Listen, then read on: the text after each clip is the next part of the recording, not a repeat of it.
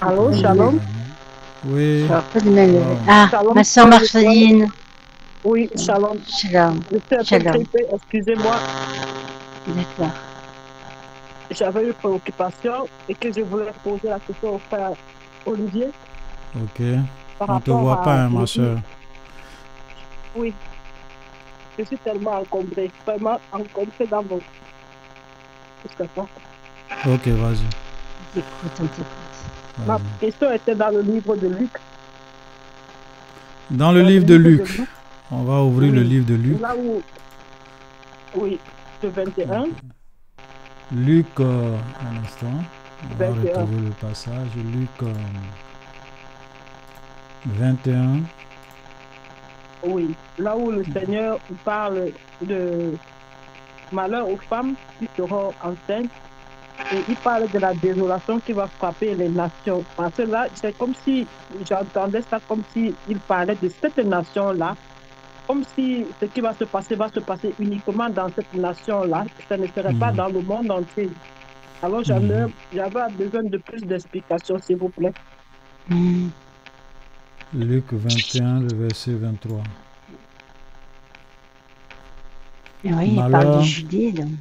aux femmes qui seront enceintes et à celles qui allaiteront à ces jours-là, car il y aura une grande détresse dans le pays et de la Oui, colère c'est contre ça. ce peuple.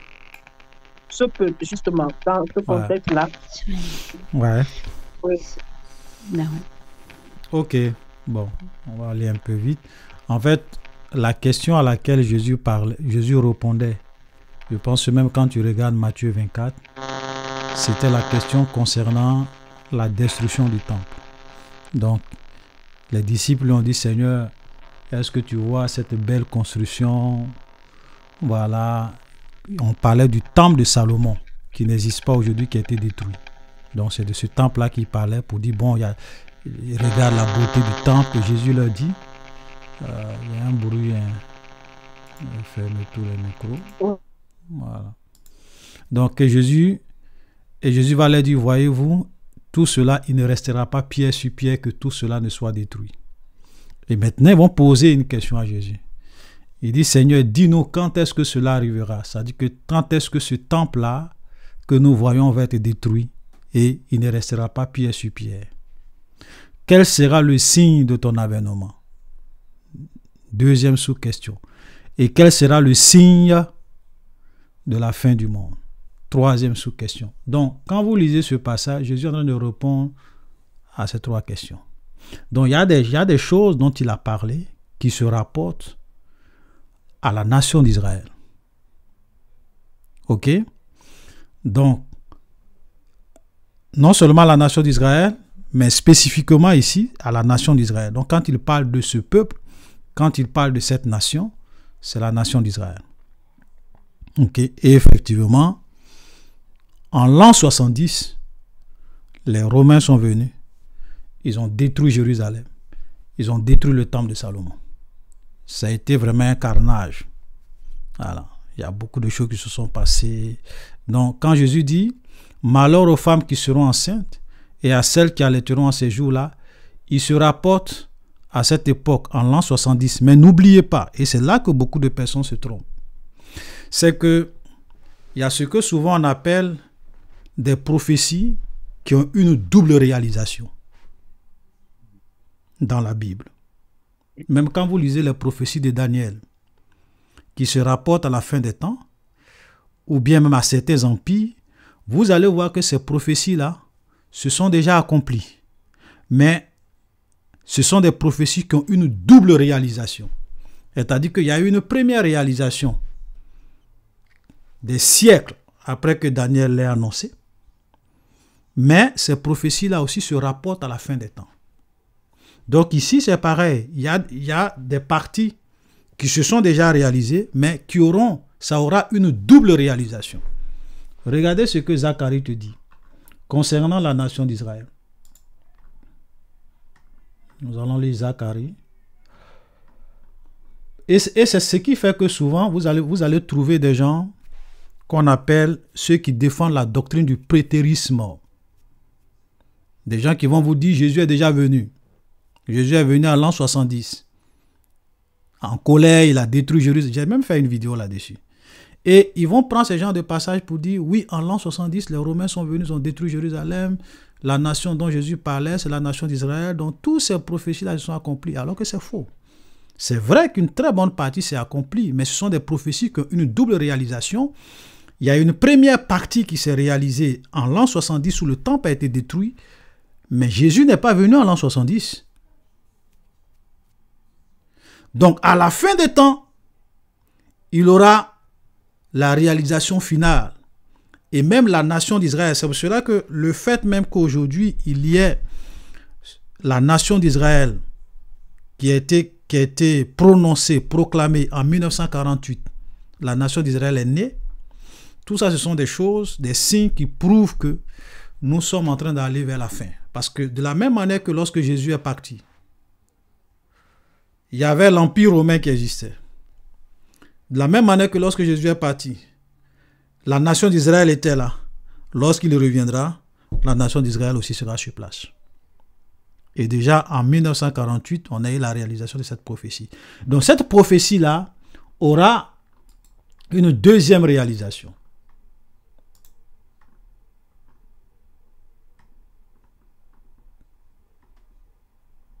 Regarde ce que la Bible dit. Ici. Elle va ouvrir l'autre onglet aussi pour qu'on puisse... On commence déjà par Zacharie chapitre et comme on appelle Zacharie chapitre 12. Oracle, parole de l'Éternel sur Israël. Ainsi parle l'Éternel qui a étendu les cieux et fondé la terre, qui a formé l'esprit de l'homme au-dedans de lui-même. Voici, je ferai de Jérusalem une coupe d'étourdissement pour tous les peuples d'alentour et aussi pour Juda dans le ciel de Jérusalem. En ce jour-là, je ferai de Jérusalem une pierre pesante pour tous les peuples, et tous ceux qui la soulèveront seront meurtris, et toutes les nations de la terre s'assembleront contre elle. Verset 14, et chapitre 14, pardon. Regardez, verset 2, qui te dit que cette prophétie-là, concernant la nation d'Israël, ne s'est pas encore accomplie. Mais regarde ce que Zacharie a prophétisé. Il dit, je rassemblerai toutes les nations pour qu'elles attaquent Jérusalem. La ville sera prise, les maisons seront pillées, les femmes seront violées. Ok? Donc, les femmes seront violées, la moitié de la ville ira en captivité, mais le reste du peuple ne sera pas exterminé de la ville. L'Éternel paraîtra et il combattra ces nations comme il combat au jour de la bataille. Il te dit que lorsque cette prophétie va se réaliser et que Dieu va rassembler toutes les nations pour venir attaquer Jérusalem, Dieu lui-même va apparaître et il va combattre ces nations. Mais ces nations vont venir contre qui? Ils vont venir contre la nation d'Israël, contre Jérusalem. Amen. Et regardez, quand le Seigneur paraîtra, qu'est-ce qui va se faire? Il dit, ses pieds se poseront sur la montagne des Oliviers. Lorsque Jésus partait au ciel et que les disciples l'ont vu en train de monter au ciel, il y a eu des anges qui ont dit aux gens, mais le même Jésus que vous voyez partir, vous le verrez revenir de la même manière dont il est parti. Ça veut dire que quand il reviendra pour juger les nations, pour réellement combattre les nations et établir son règne de 1000 ans, il posera ses pieds sur la montagne des Oliviers, parce que c'est depuis la montagne des Oliviers qu'il est monté au ciel. Amen. Qui est vis-à-vis de Jérusalem du côté de l'Orient. La montagne des Oliviers se fendra par le milieu. À l'Orient et à l'Occident, il se formera une grande vallée. Une moitié de la montagne reculera vers le septentrion, une autre moitié vers le midi. Et vous fuirez alors dans la vallée de mes montagnes, car la vallée des montagnes s'étendra jusqu'à Hadzer, et vous fuirez comme vous avez fui devant le tremblement de terre. En ce jour-là, il n'aura point de lumière, il n'aura que du froid et de la glace. Ce sera un jour unique. Excusez-moi. Voilà. Ce sera un jour unique connu de l'Éternel, il ne sera ni jour ni nuit, mais vers le soir la lumière paraîtra. Verset 9, l'Éternel sera roi de toute la terre en ce jour-là.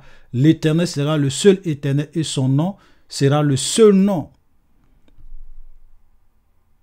Donc pour dire que lorsque le Seigneur reviendra de façon visible, de façon palpable, ses pieds se poseront sur la montagne des Oliviers et à cette époque-là, les nations vont se rassembler pour attaquer Jérusalem. Donc cette prophétie que nous venons de lire où il dit malheur aux femmes, cette prophétie s'est déjà accomplie en l'an 70, mais ça va se reproduire encore à la fin des temps. Amen. Donc, pour ne pas faire vraiment long, voilà, comprends que cette prophétie-là, c'est une double réalisation. Une première réalisation qui a eu lieu en l'an 70, qui concernait la nation d'Israël, qui concernait le peuple d'Israël. Il aurait également une deuxième réalisation à la fin des temps, où l'Antichrist et toutes les nations se rassembleront contre la nation d'Israël. Et en ce moment-là, ils vont attaquer Jérusalem, la moitié de la ville ira en captivité, la ville sera prise, les femmes seront violées, et l'Éternel paraîtra avec toute l'armée du ciel pour combattre ces nations qui sont venues contre Jérusalem et pour établir son règne de 1000 ans sur la terre, à la fin des temps. Amen. Voilà. Mais ce que je voulais que vous puissiez retenir, c'est que pour ne pas vous tromper dans l'interprétation de certaines prophéties de la Bible, et pour ne pas vous laisser aussi tromper par des gens qui vont venir vous dire que toutes ces prophéties se sont déjà réalisées. Jésus est déjà venu. Ok, il a dit, cette génération ne passera pas que tout cela n'arrive, qu'on appelle la doctrine du prétérisme. C'est parce qu'il y a une vérité qu'ils oublient, c'est qu'il y a des prophéties dans la Bible qui ont une double réalisation. Maintenant, si toi tu t'en tiens seulement à la première réalisation, tu vas faire erreur. Parce que tout ne s'est pas accompli en l'an 70. Jésus n'est pas venu en l'an 70. Lors de la destruction du temple de Jérusalem. Ça va? Ouais, Olivier, oui, ça va. Je voulais te demander, parce que là, je suis un peu confuse dans mes pensées. J'aimerais savoir, est-ce que le Seigneur viendra 2 fois? Puisqu'il y a un autre livre qui nous fait comprendre que le Seigneur viendra, mais il va rester dans les nuées. Et il ne va pas descendre sur la terre pour enlever son église. Et le second arrivé du Seigneur, il viendra maintenant sur la montagne des Oliviers pour la guerre. Mais bon, tu sais, les gens confondent deux choses. Oui. Ils confondent l'enlèvement de l'église avec le retour visible glorieux de Jésus sur terre. C'est pas la même chose. Amen. C'est pas la même chose. Amen. Bon. Vous dites que Jésus revient. Bon. Jésus revient et puis on dit il y a des gens qui vont disparaître, qui vont partir, ils vont disparaître, ils vont partir. Mais est-ce que ceux qui sont sur la terre ont vu Jésus? Non. Ils ne vont pas voir Jésus. Voilà, c'est ce qu'on appelle l'enlèvement de l'église. Et les gens pensent souvent, ils confondent l'enlèvement de l'église et le retour glorieux visible. C'est pour cela que je disais une fois, je dis, quand Jésus va venir là, c'est pas une histoire de dire Jésus va venir en cachette. Tout le monde va le voir. La Bible dit que tout œil le verra. Toutes les nations se lamenteront à cause du Fils de l'homme. Même ceux qui l'ont percé vont le voir, parlant de la nation d'Israël. Mais Apocalypse le dit. Mais je comprends ta question. C'est parce que les gens confondent les deux thèmes. Ils confondent l'enlèvement de l'église et le retour de Jésus. Ok? Apocalypse 19, le verset 11. Puis je vis le ciel ouvert, et voici parut un cheval blanc. Celui qui le montait s'appelait fidèle et véritable, il juge et combat avec justice. Ses yeux étaient comme une flamme de feu. Sur sa tête étaient plusieurs diadèmes. Il avait un nom écrit que personne ne connaissait, c'est lui-même. Il était revêtu d'un vêtement teint de sang. Son nom est la parole de Dieu.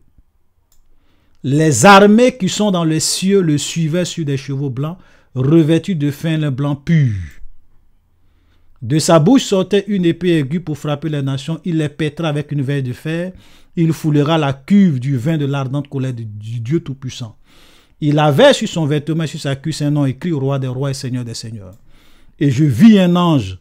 Tu vois, quand il va venir là, cette vision-là, il y a un ange qui se tenait dans le ciel. Il criait d'une voix forte, disant à tous les oiseaux du ciel qui volaient par le milieu du ciel, venez, rassemblez-vous pour le grand festin de Dieu, afin de manger la chair des rois, la chair des chefs militaires, la chair des puissants, la chair des chevaux et de ceux qui les montent, la chair de tous, libres, esclaves, petits et grands. Jésus a dit, là où s'assembleront les aigles, là sera le cadavre. Ok? Pour dire que son retour là, le retour dont nous parlons, ce retour glorieux, ce retour visible, ça ne sera pas quelque chose de caché. Amen. Parce que ça serait une bataille. Et au verset 19, on dit, et je vis la bête et les rois de la terre et leur armée rassemblés pour faire la guerre à celui qui était assis sur le cheval blanc et à son armée. Mais comment tu vas faire la guerre à quelqu'un que tu ne vois pas? Ok? C'est pour cela que Zacharie te dit, toutes les nations se rassembleront contre Jérusalem et l'Éternel paraîtra pour combattre contre ces nations. Et ses pieds se poseront sur la montagne des Oliviers. C'est quelque chose de visible. Et quand il va venir à l'issue de cette guerre, regardez le verset 20. Et la bête fut prise, et avec elle le faux prophète, qui avait fait devant elle les prodiges par lesquels il avait séduit ceux qui avaient pris la marque de la bête et adoré son image. Donc, à partir du moment où on vous parle de la marque de la bête, c'est à la fin des temps. L'homme impie, l'antichrist, dont Paul dit qu'il ira s'asseoir dans le temple de Dieu, se proclamer lui-même Dieu. Il dit, il fut tous les deux jetés vivants dans l'étang de feu de soufre. Et les autres furent tués par l'épée qui sortait de la bouche de celui qui était assis sur le cheval, et les oiseaux se rassasiaient de leur chair. Et comme dans la Bible, il n'y a pas de division en chapitres, la suite, c'est le verset 20. Et je vis descendre du ciel un ange, donc Satan sera lié pour 1000 ans. Et la Bible dit, il le lia pour 1000 ans, il va le fermer, il va jeter l'entrée. Et ceux qui vous seront là, tous les saints, même ceux qui auront expérimenté l'enlèvement, reviendront avec le Seigneur et ils régneront sur la terre pendant 1000 ans. Donc il n'y a pas de confusion. Simplement, il ne faut pas confondre l'enlèvement de l'Église et le retour glorieux et visible de Jésus-Christ où toutes les nations de la terre le verront. C'est deux événements distincts. Différents. Voilà. Mais comme souvent, quand les gens parlent de l'enlèvement et du retour de Jésus, donc ça fait que dans l'esprit des gens, ils confondent. Il y a beaucoup de confusion. Amen. Amen. Excuse-moi. Oui. En parlant d'Apocalypse, j'ai eu à parler avec une de mes collègues qui me disait, qui faisait savoir que la parole de Dieu dit dans le livre d'Apocalypse que ils vont sonner la trompette, il y aura l'ange qui va enlever la paix sur la terre, l'ange qui va verser qui va sonner la trompette, tout ça. Elle dit que c'est déjà en train de se passer sur la terre en ce moment. C'est pour ça qu'il y a les guerres, il y a les famines. Donc c'est le livre d'Apocalypse que nous vivons en ce moment. C'est faux. Les gens confondent tout. Il y a la famine déjà, il y a déjà tout ce qui va, qui vont... Non, c'est faux. Parce qu'à partir du moment, parce que les gens confondent, il y a l'ouverture des 6 sceaux. Les sceaux, les 7 sceaux, il y a les 7 sceaux, il y a les 7 trompettes, il y a les 7 coupes de la colère de Dieu. C'est ça. Donc, ce n'est pas la même chose. Quand on arrive au niveau de l'ouverture des trompettes, nous sommes dans les jugements de Dieu. Ok, nous sommes dans les jugements de Dieu. C'est pour cela que dans l'Apocalypse, avant que ces jugements-là ne commencent à tomber, Vous voyez? Et je vis 4 anges. Apocalypse chapitre 7. Excusez-moi, j'espère qu'on n'est pas en train de voilà, prendre beaucoup de temps, mais ce n'est pas grave. Après cela, je vis 4 anges debout aux 4 coins de la terre. Ils retenaient les 4 vents de la terre afin qu'il ne soufflât point de vent sur la terre, ni sur la mer, ni sur aucun. Donc, eux étaient sur le point de faire ça. Et je vis un autre ange qui montait du côté du soleil levant, qui tenait, excusez-moi, le sceau de Dieu, le sceau du Dieu vivant. Il cria d'une voix forte aux 4 anges à qui il avait été donné de faire de mal à la terre et à la mer. Ok? Et il dit, ne faites point de mal à la terre, ni à la mer, ni aux arbres, jusqu'à ce que nous ayons marqué du sceau le front des serviteurs de Dieu. Et ceux qui seront marqués, ils sont au nombre de 144 000 des fils d'Israël. Ici, là, on ne parle pas des nations, on ne parle même pas de l'Église.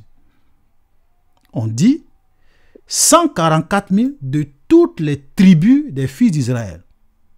Nous, on n'est pas des fils d'Israël. Moi, je ne fais pas partie de la tribu de Juda, je ne fais pas partie de la tribu de Benjamin, ça c'est la nation d'Israël. Et donc, 12 000 de la tribu de Juda, 12 000, 12 000, 12 000, 12 000, 12 000, 12 000. Ok, on les marque. Et une fois qu'on finit de les marquer, et que nous arrivons maintenant au chapitre 8,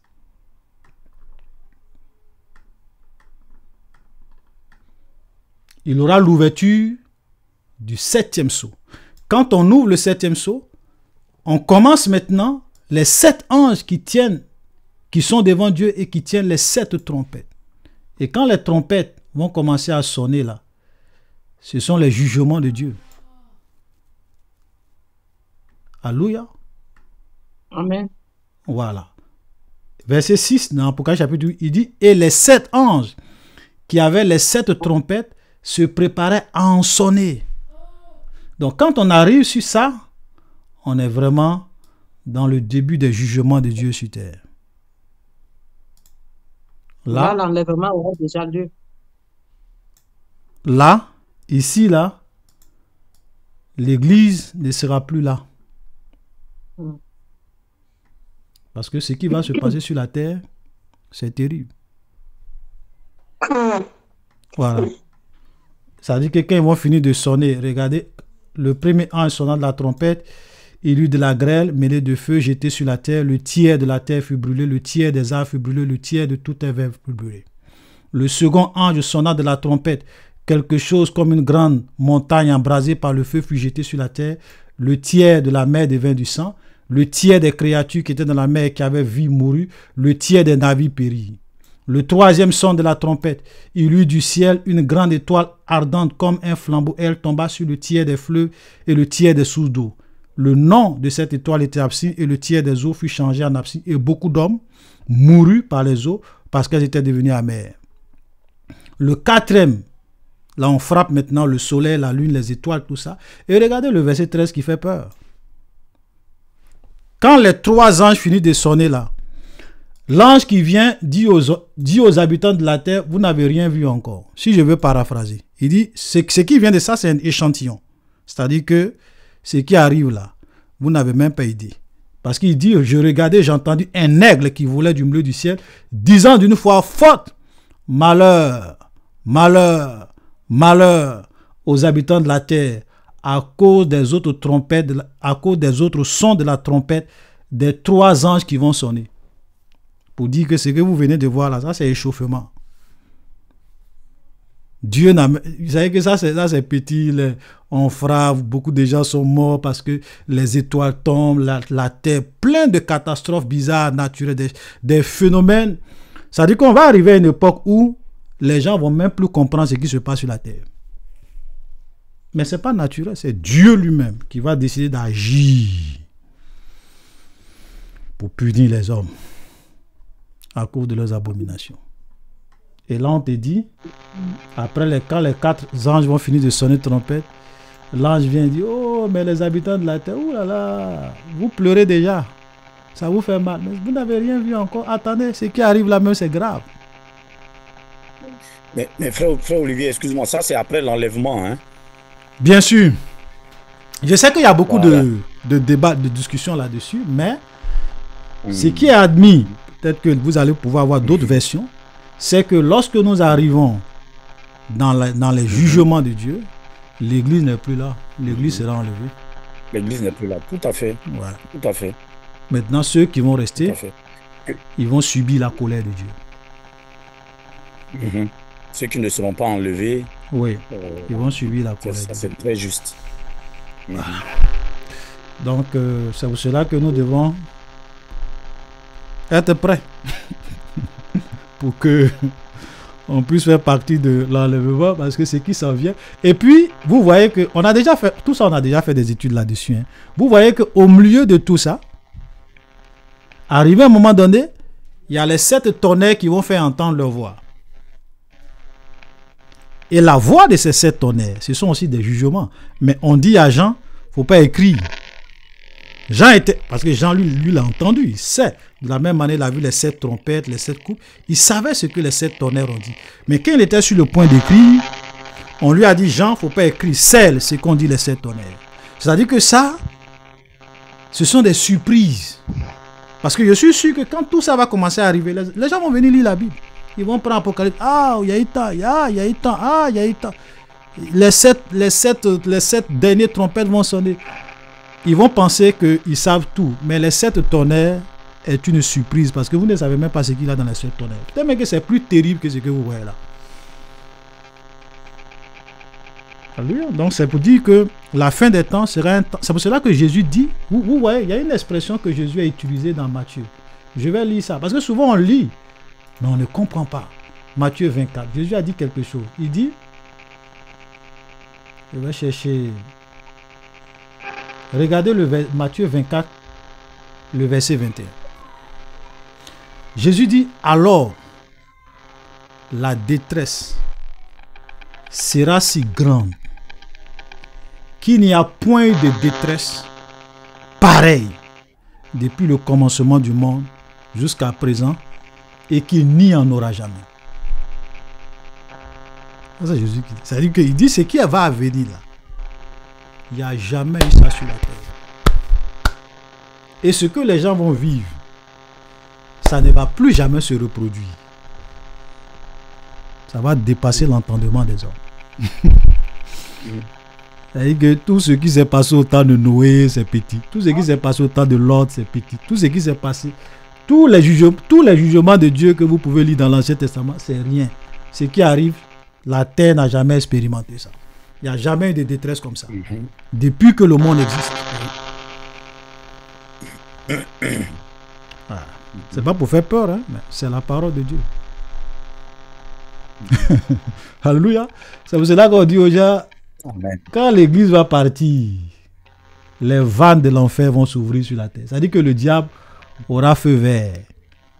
Amen. Ouais. Les démons vont agir avec beaucoup de liberté. Ils seront même à l'aise.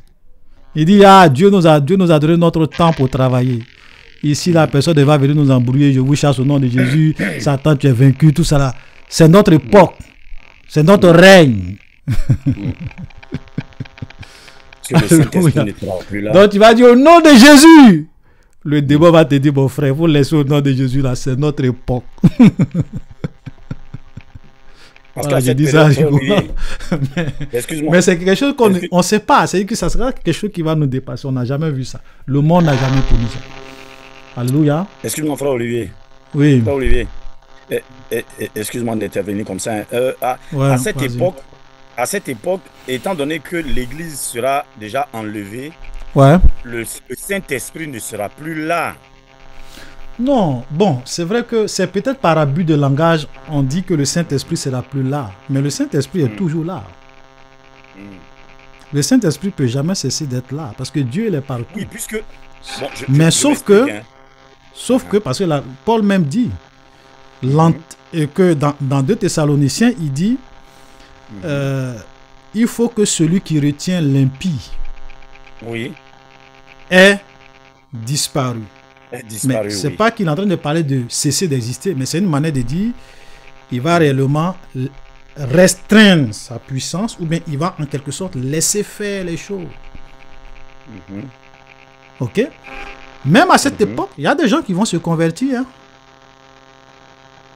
Mais comment ils vont se convertir s'ils n'ont pas de conviction de péché? C'est l'Esprit de Dieu qui donne la conviction. Donc, il aura une action de l'Esprit de Dieu dans le cœur des gens pour que les gens se convertissent. Mais sauf qu'à cette époque, ça sera vie pour vie. C'est ce qu'on dit. Tous ceux qui ne vont pas prendre la marque de la bête seront décapités. Donc, l'Esprit de Dieu va leur donner la force d'affronter. Mais ils ne vont pas y échapper. Voilà la vérité. Tu vois?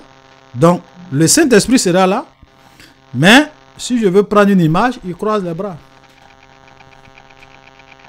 Oui, c'est-à-dire qu'il n'agira plus du tout.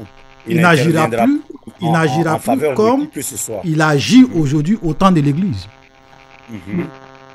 Voilà. De la grâce.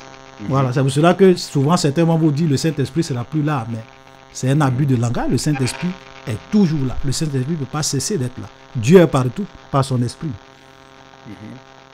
Voilà. Ok, mais ça serait un temps où Dieu dit, bon, moi je vais juger le monde. Vous voulez servir le diable? Je vais permettre au diable de se manifester. Vous allez voir qui vous servez. C'est pour cela qu'il y aura l'apparition des démons. La Bible parle de l'abîme qui va s'ouvrir. Il y a des bêtes qui vont venir. Vous savez qu'aujourd'hui dans l'abîme, il y a des catégories de démons qui ont été liés depuis le temps de Noé, qui sont dans l'abîme. Parce que Dieu n'a pas voulu qu'ils se promènent. Mais si ces démons-là, certains seront relâchés à la fin des temps. Puisque la clé de l'abîme sera donnée à un démon qu'on appelle Apollyon, il va ouvrir l'abîme. Et ces démons-là vont venir sur terre. Ils vont faire souffrir. C'est-à-dire que ce qu'ils vont faire subir aux gens, quand vous lisez Apocalypse, il est dit que ce jour-là, et c'est là que vous voyez que Dieu, ce jour-là, va montrer une autre facette aux hommes, parce que la Bible dit, ce jour-là, les hommes chercheront la mort. Mais la mort s'enfuira loin d'eux.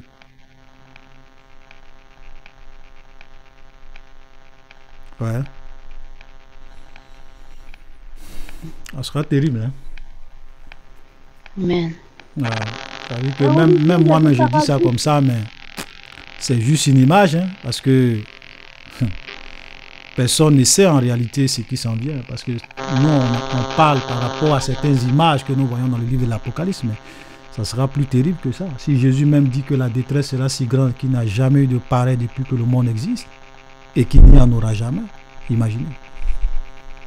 Voilà. Parce qu'après tout ça, il aura les 7 coupes de la colère de Dieu. Même les 7 coupes de la colère de Dieu, ça encore, c'est terrible. Ouais. Amen. Ouf. Oh, là, vraiment pris par le temps. Oui, ça va? C'est ça? Sur la ligne. Oui. C'est avec l'appareil de maman Nadia. Ouais, il y a beaucoup de... Ouais, il y avait mon téléphone qui était, voilà, connecté, qui était connecté aussi. Ouais, donc il y a des interférences sur l'appareil. Ok, le frère Ambroise.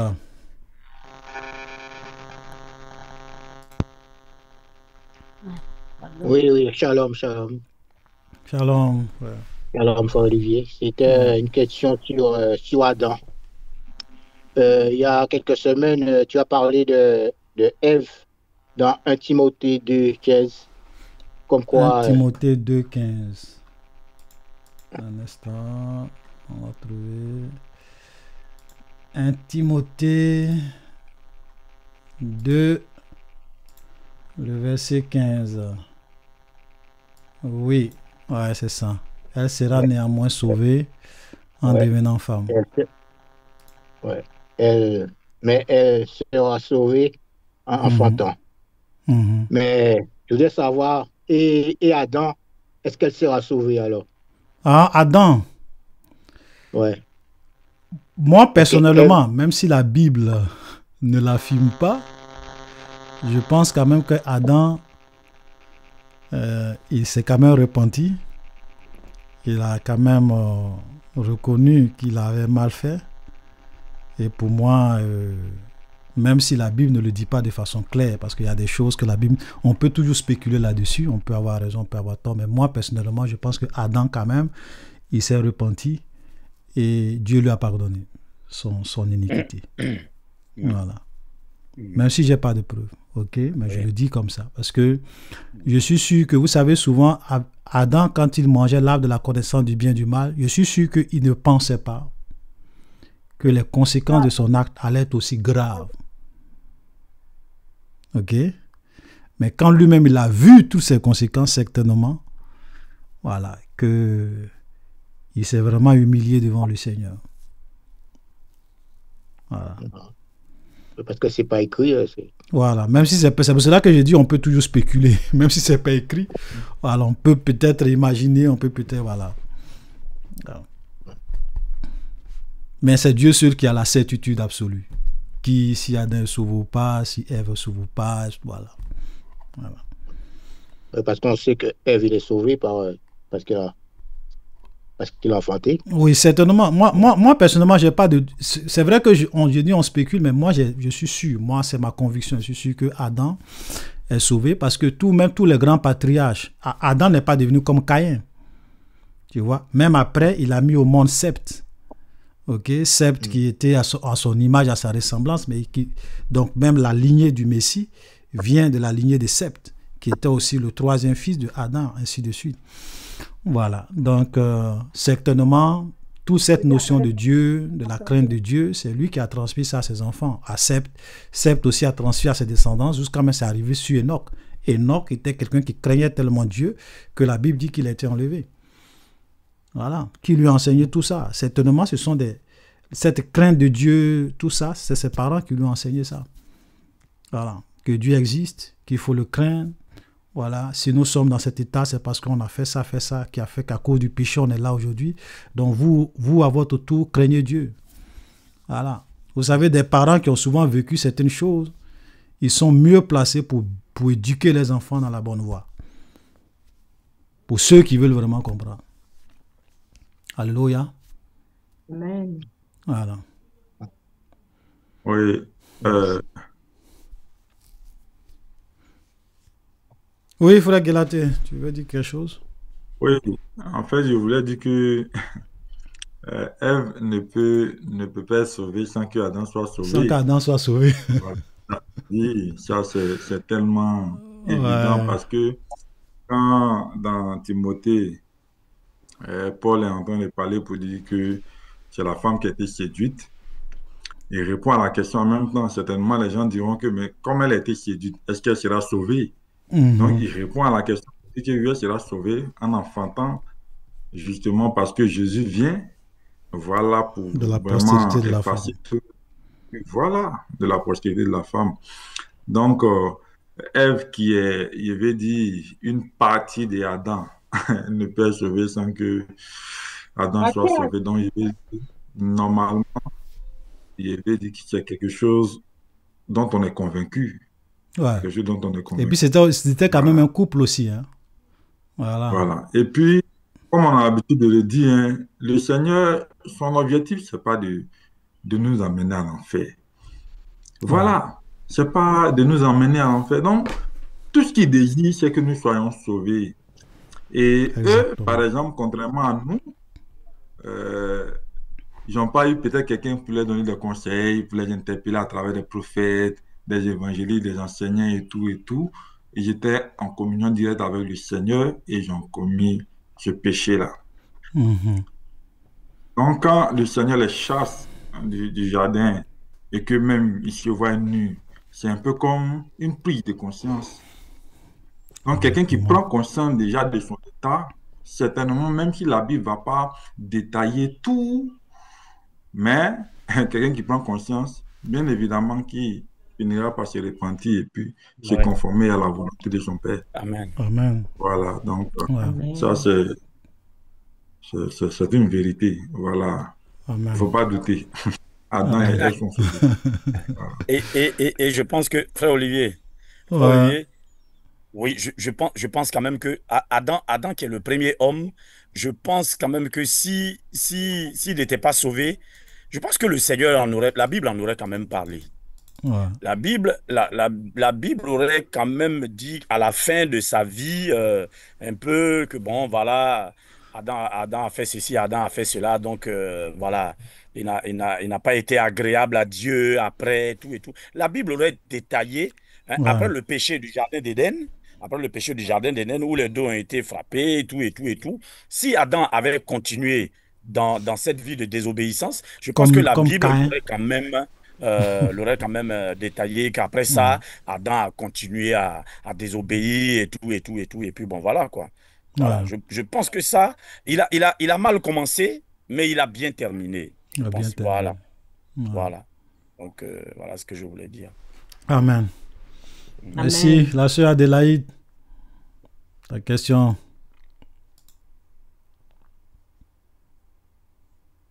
Shalom à tout le monde. Shalom, ma sœur. Moi, j'ai plutôt une préoccupation par rapport à l'enlèvement.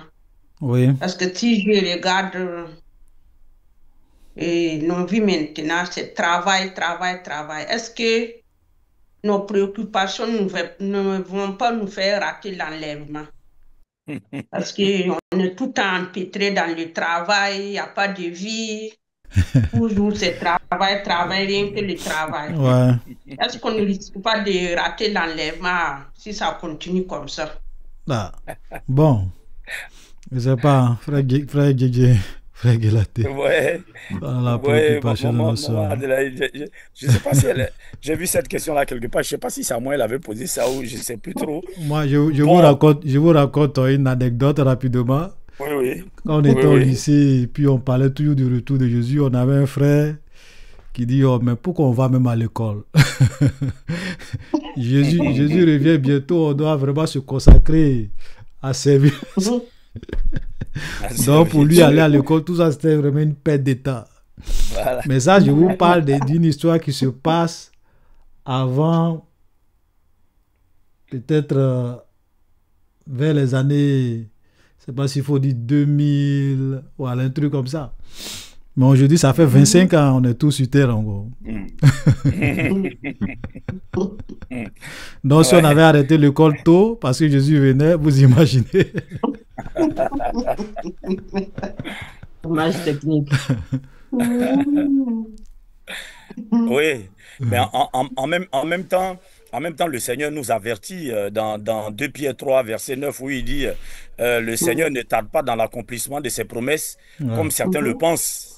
Voilà. Voilà, pour paraphraser ceux qui disent, oui, votre Jésus, il dit, il revient bientôt là, mais jusque-là, mais il dit, il nous laisse le temps. Et nous laisse le temps de pouvoir nous repentir parce qu'il ne veut pas qu'une seule âme se perde. Mais il revient. Ouais. Ça, c'est clair. Il revient. Donc, pour revenir à la question de notre maman Adélaïde, bon, ma soeur, au dernier jugement, quand le Seigneur Jésus va venir, quand on sera en train d'être jugé, c'est quel argument tu vas donner au Seigneur Jésus? Tu vas lui dire, bon, Jésus, écoute, toi-même, tu sais que sur terre, on n'avait pas le temps. Il y avait le travail. Je préparais à mon mari, mes enfants, le mari que tu m'as donné là. Toi-même, tu as dit d'obéir au mari, donc il ne me laissait pas le temps de machin, tout et tout et tout. Tu penses que Jésus va écouter ça? Jésus ne va pas écouter ça. En fait, pour dire quoi? Quelles que soient les préoccupations et les occupations que nous pouvons avoir sur cette terre des hommes, la Bible, nous devons mettre le Seigneur Jésus au devant de toutes choses. C'est notre priorité des priorités. Jésus-Christ de Nazareth est la priorité des priorités. C'est vrai, nous sommes encore sur cette terre. Nous avons besoin de travailler. Jésus lui-même, il a dit que celui qui ne travaille pas, il ne mange pas. Le paresseux n'a pas le droit. Ça, c'est clair. Nous devons travailler pour manger. Nous devons travailler pour subvenir à nos besoins quotidiens. Il n'y a pas de problème. Mais dans tout ça, n'oublions pas que tout ce que nous faisons sur cette terre, nous sommes de passage. Exactement. Nous sommes de passage. Et étant donné que nous sommes de passage, le temps que nous passons sur cette terre, je vais au travail, il n'y a pas de problème. Je suis médecin, je suis ceci et cela, il n'y a pas de problème. Mais pendant que je fais le travail de médecin, je dois préparer mon enlèvement. Pendant que je suis footballeur, je dois préparer mon enlèvement. Amen. Pendant que je vais balayer, je suis éboueur, je dois préparer mon enlèvement. Dans tout ce que nous faisons, nous devons préparer notre enlèvement. Amen. Donc, les préoccupations de ce monde-là ne peuvent en aucun cas nous empêcher de préparer l'enlèvement. Ça, c'est clair. Les préoccupations de ce monde-là ne peuvent pas nous empêcher. Tu vas au travail, ma soeur. Le matin, tu vas au travail. Il n'y a pas de problème. Comment on appelle la vie que tu vas mener, même en étant au travail, la vie que tu vas mener là-bas, est-ce que pendant le temps que tu passes au travail là-bas, est-ce que tu obéis à la parole de Dieu? Ça, c'est important. Est-ce que tu obéis à la parole de Dieu? Dans mes occupations, au bureau, est-ce que je suis l'image de Jésus-Christ de Nazareth? Donc, même pendant que je suis en train de travailler, je fais l'œuvre de Dieu en même temps. Je fais l'œuvre de Dieu en même temps. Pendant que je suis en train de travailler, dans mon travail, je représente Jésus-Christ de Nazareth à travers la vie que je mène avec mes collègues et ainsi de suite. Donc, même en étant au travail, je suis en train de faire l'œuvre de Dieu. Amen. Je suis en train de faire l'œuvre de Dieu. Voilà. L'œuvre de Dieu, c'est pas que, bon, ceux qui ne travaillent pas du tout, qui ne font rien du tout et qui sont entièrement consacrés à Dieu, c'est eux qui font l'œuvre de Dieu. Non, c'est pas ça. C'est pas seulement eux. L'œuvre de Dieu, on l'a fait dans son travail, on l'a fait partout où on est. Partout où on est, on travaille pour la gloire de Dieu. Voilà. Dans le métier que je fais, je travaille pour la gloire de Dieu. Voilà. Quel est mon rapport avec mes collègues?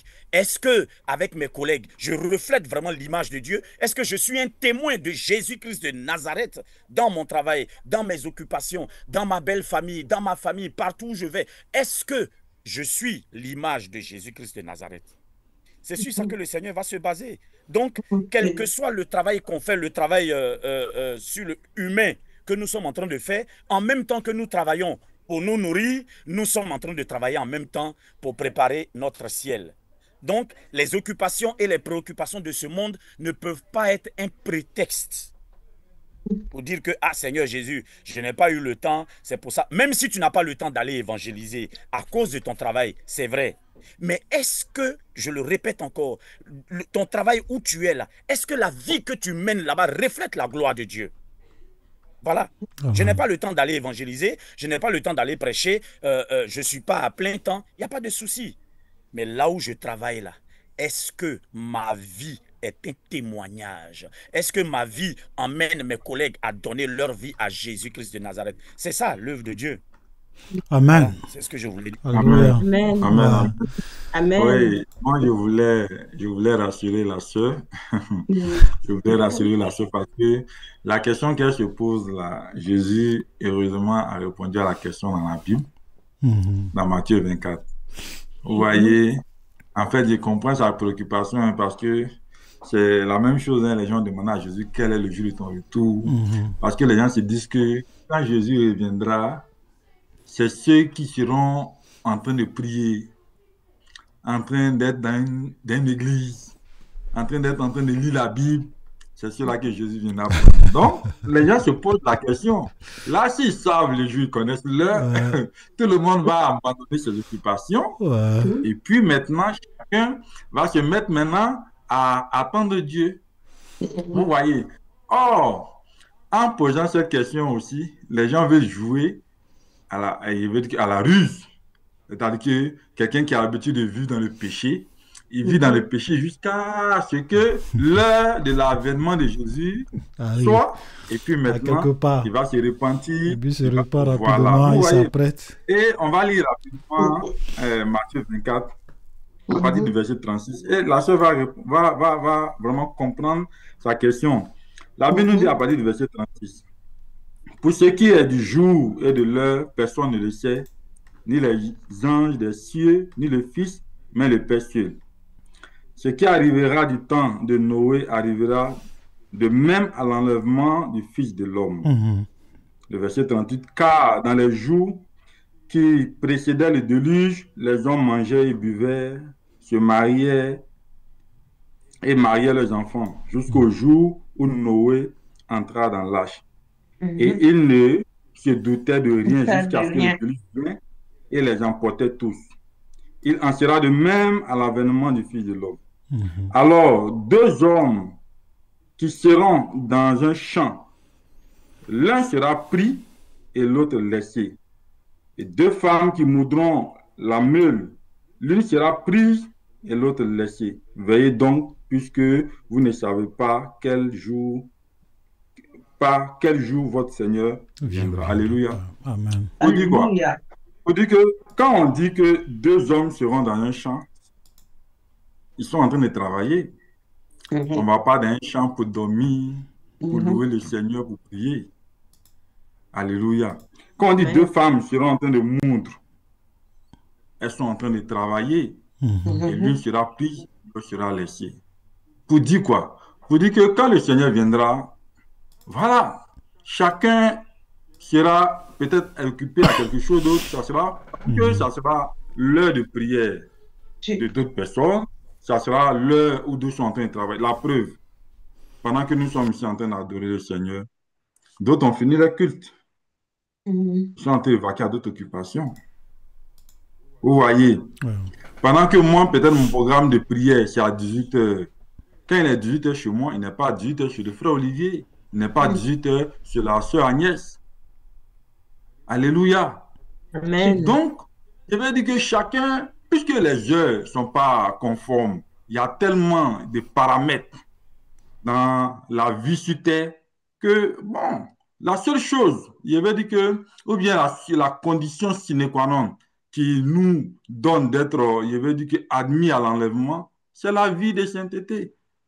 L'obéissance au Seigneur, l'acceptation de Jésus en tant que notre Seigneur et notre Sauveur, pour ne même pas répéter tout ce que le frère Jésus a dit. Alléluia. Amen. Donc ne t'inquiète pas que ta vie est conforme à la parole de Dieu. Travaille comme tu peux, parce que d'ailleurs, on a venu travailler pour vivre. Au fur et à mesure, le temps devient de plus en plus difficile. Les choses deviennent de plus en plus compliquées. Donc souvent, même ton salaire ne te suffit pas. Tu es obligé de chercher une autre corde à ajouter à ton arc. C'est vraiment compliqué. Donc, travaillez, mais craignez le Seigneur. Alléluia. Amen. Alléluia. Amen. Amen. Voilà, il y a une sœur qui... Amen. Je vais prendre quelques questions. Une question de la sœur Lotus, qui demande Shalom. Donc, on va voir un peu s'il y a d'autres questions aussi, à part sa question. Bon, déjà, on va commencer par sa question. Elle dit, Shalom frère, au dernier culte, vous avez dit que vous êtes convaincu que l'Antichrist est déjà sur terre. Cela m'a intrigué. Je sais que c'est votre conviction personnelle, mais pouvez-vous nous en dire plus à ce sujet? Qu'est-ce qui vous fait penser ça? Waouh! Là, tu me poses une colle ce matin. Voilà. Bon, c'est vrai que on peut avoir des convictions, ok? Mais c'est ce que la parole de Dieu dit qui est l'autorité finale. Je veux dire, on peut se dire, au vu de tout ce que je constate, on peut vraiment se dire que les temps sont beaucoup avancés et que les puissants des ténèbres sont à l'œuvre. Je vais vous lire par exemple un livre que j'avais lu, qui avait été écrit par un bien-aimé, je crois qu'il est décédé maintenant, qui était vraiment quelqu'un de... Ce livre-là, le titre, c'est Rescapé de l'enfer. Si vous allez peut-être sur Internet, il y a longtemps, ça c'est avant l'an 2000, ce sont des livres, même quand il rendait ce témoignage, au moment où il parlait de ça, c'était dans les années 1980, je crois, 86, un truc comme ça. Moi, je l'ai lu, le livre, là. Voilà, Rescapé de l'enfer. Rescapé de l'enfer. De Bakajika. Je le connais, ça. Ok. Ouais. Et dans ce livre, c'est là que vous voyez que le diable n'a pas l'horloge, il n'a pas le chronogramme. Vous savez que les puissants des ténèbres souvent planifient. Ils peuvent vraiment planifier leurs projets, comme nous le voyons un peu le monde, les grands de ce monde qui planifient, qui font des choses, souvent même l'ennemi qui le pousse à faire beaucoup de choses, mais ce n'est pas eux qui ont le dernier mot. Dans son témoignage, il parlait par exemple d'une rencontre qu'ils avaient eue dans le monde des ténèbres et où Satan leur avait dit que bientôt, ils vont réellement implémenter la marque de la bête. Et ils ont défini 16 grands articles. Hein. Voilà, pour dire article numéro 1, personne ne pourra voyager sans la marque, personne ne pourra... Et ça, c'était vraiment finalisé. Hein. Ils avaient même choisi celui qui allait être l'antichrist, celui qui allait être le faux prophète, tout ça. Mais tous ceux qu'ils avaient choisi qui allaient être l'antichrist, le faux prophète, aujourd'hui, toutes ces personnes-là sont décédées. C'est-à-dire que des gens en qui l'esprit de l'antichrist allait s'incarner pour leur permettre réellement de pouvoir implémenter la marque de la bête de telle sorte qu'ils puissent vraiment prendre le contrôle de toutes choses. Mais tout ça ne s'est jamais réalisé. C'est vrai que quand vous allez lire ces genres de témoignages, vous allez dire, ah oui, peut-être non. Non, c'est pas que ce que le frère dit est faux. Mais sauf que le diable, c'est un menteur. Il n'est pas tout puissant, il n'a pas le chronogramme. Tout ce qui arrivera à la fin des temps va se faire selon le plan et le chronogramme de Dieu. Ok? Mais lorsque nous regardons le monde de façon générale et tout ce qui est en train de se passer, on peut vraiment se dire que le monde est très très avancé. C'est-à-dire qu'aujourd'hui, le monde est vraiment préparé pour qu'il puisse avoir une gouvernance mondiale. Je pense que j'ai déjà même fait plusieurs vidéos là-dessus où les gens aujourd'hui ne se cachent pas. Ils te le disent que le monde a vraiment besoin d'une gouvernance mondiale. Ok? Oui, pour que vraiment quelqu'un qui va venir, qui aura les pleins pouvoirs pour pouvoir régler vraiment les problèmes du monde. Donc, et quand on regarde le monde avec tout ce qui se passe, excusez-moi, on peut se dire que les gens sont prêts. Il suffit simplement que Dieu dit c'est le temps pour qu'ils puissent vraiment implémenter ce qu'ils ont implémenté. C'est pour cela que même au temps des apôtres, regardez, même quand Paul écrit, il dit le mystère de l'iniquité agit déjà. Et depuis plus de 2000 ans, c'est-à-dire que nous sommes arrivés à un moment où on peut dire tout est prêt, en fait. Tout est prêt. Peut-être que c'est le temps de Dieu, parce que c'est le Saint-Esprit aujourd'hui qui empêche l'homme impie de se manifester. Ok? Il est déjà là. J'ai aussi écouté d'autres témoignages, d'autres personnes qui ont travaillé dans ce genre de milieu-là, qui ont rendu pas mal de choses. Moi, c'est au vu de tout ça que je me dis, quand je regarde tout ça, j'ai la conviction. C'est une conviction personnelle, comme tu l'as si bien dit. Je peux me tromper, ce n'est pas quelque chose d'absolu. J'ai cette conviction-là que l'homme impie est déjà sur terre. Ok? L'antichrist est déjà là. Mais il n'est pas encore dévoilé. Il existe, il est dans le monde. Et tout est en train d'être fait. Les fils du diable, les princes de ce monde sont en train de travailler pour son avènement. Mais il y a un temps, comme je le dis, ce temps-là, ce n'est pas le diable, ce n'est pas les démons. Ce temps-là est déterminé par Dieu. C'est-à-dire que c'est Dieu qui sait à quel moment il va réellement permettre à l'homme impie de se dévoiler. Vous voyez? C'est pour cela que je dis, vous voyez que même le diable, malgré toute sa puissance, il n'a pas les cartes en main. Voilà, il n'a pas les cartes en main. La seule personne qui a les cartes en main, parce que c'est lui qui est le maître des temps et des circonstances. Tout va se passer selon le chronogramme, selon l'emploi du temps, selon le temps fixé par Dieu, parce que lui seul est le maître des temps et des circonstances. Je peux vous assurer que depuis des années, les puissants des ténèbres font des réunions. Ils mettent en place des stratégies. Mais eux-mêmes, ils ne comprennent pas.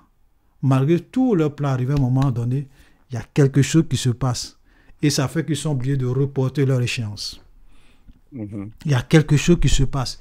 Ils reportent leur échéance. Il y a quelque chose qui se passe. Ils reportent leur échéance. C'est lorsque le temps de Dieu va arriver que Dieu va dire, ok, vous pouvez faire. Et quand cette fois-ci qu'ils vont faire, ça va marcher. Voilà.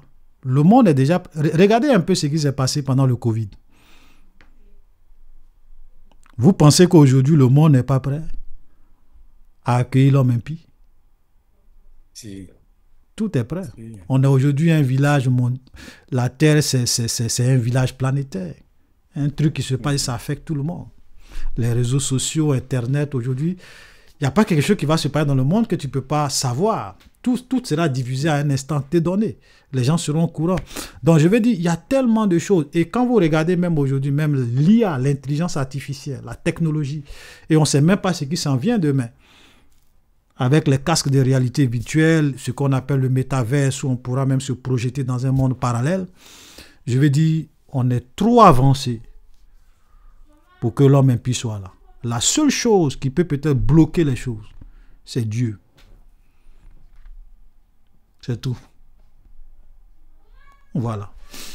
Donc voilà ce que je peux dire. Sœur, est-ce qu'il y a... Ça va? Si la sœur est là. Amen, merci sœur. Voilà. Ça va.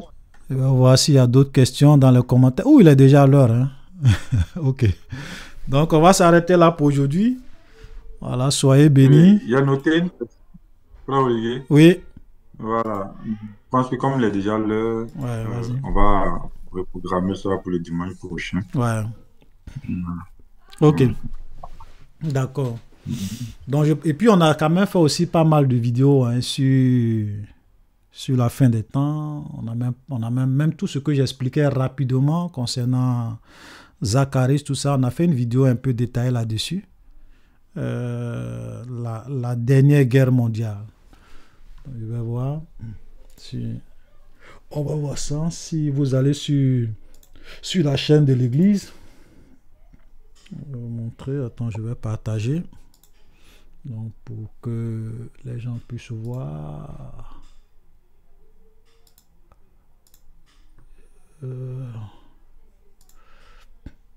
Voilà. Quand je regarde la liste des vidéos qu'on a ici, un instant, excusez-moi. De la matrice, le contrôle de sa vie à Satan. C'est pour cela que dans la vidéo précédente, je disais que le péché est ce qui donne le pouvoir, la gloire de ces royaumes, tous ces royaumes et la gloire, est ce qui donne le pouvoir au diable sur la vie des hommes. Mais qui lui a donné? Tous ceux qui vivent dans le péché, l'homme qui était le maître, les fils du diable, du moment où l'homme a péché, sont contrôlés. L'homme a remis le contrôle de la... C'est pas ce que je voulais. Bon, c'est pas grave, je vais faire ça autrement. Je vais juste vous montrer certaines vidéos que vous pouvez voir. On vient ici. Je te donnerai tout. Voilà. Voilà.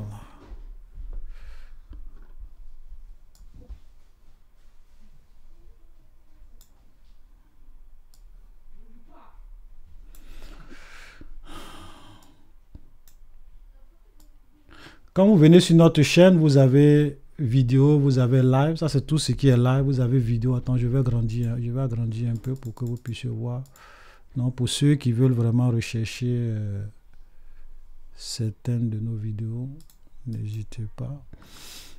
Donc, si vous venez sur la chaîne, on avait fait une vidéo sur la dernière guerre mondiale. Voilà. Il y a environ même 1 an de cela. Vous voyez ici, là, c'est le titre qui est là. Attends, je vais agrandir pour que vous puissiez voir.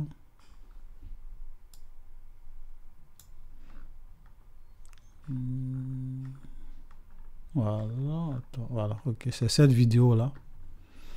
Avec cette image-là, vous voyez, étude, c'est l'étude biblique numéro 12. Ok. On a parlé de la dernière guerre mondiale, il y a un temps pour tout. Donc, on avait fait ça en 2 parties. La première partie, c'est l'étude biblique numéro 12, pardon. Et juste après ça, on avait fait la deuxième partie, la dernière guerre mondiale, il y a un temps marqué pour la fin. Voilà. Donc, si vous regardez ces 2 vidéos, vous allez un peu voir, on a un peu parlé de... On a interprété un peu Zacharie, que nous allons voir comment les choses vont se passer pendant cette dernière guerre mondiale avec l'Antichrist, tout ça. Et on a même un peu brossé à quel moment on a donné les 3 possibilités concernant dans le chronogramme où Jésus, où l'enlèvement de l'Église va venir, va se produire en fait. Voilà, on a parlé de l'enlèvement de l'Église. Ok, donc vous pourrez vraiment regarder ces 2 vidéos-là qui sont aussi édifiantes. Vous allez avoir beaucoup d'informations là-dessus. Voilà. Amen. Voilà, donc nous allons laisser toute la place pour notre culte.